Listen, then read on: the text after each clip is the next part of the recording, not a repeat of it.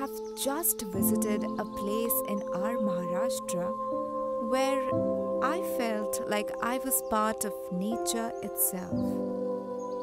My eyes were filled with dense green forest. As the pure breeze touched my soul, I felt like the nature started singing. And the animals came to greet me.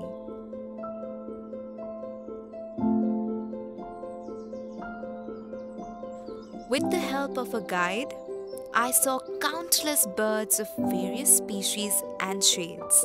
By observing them, I realized how harmoniously they blended with nature through their colors, patterns, and behaviors.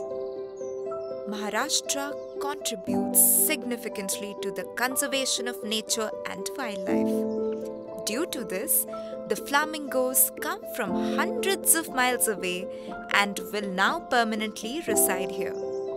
To sing with birds and relax under the trees, visit our Maharashtra's bird sanctuaries.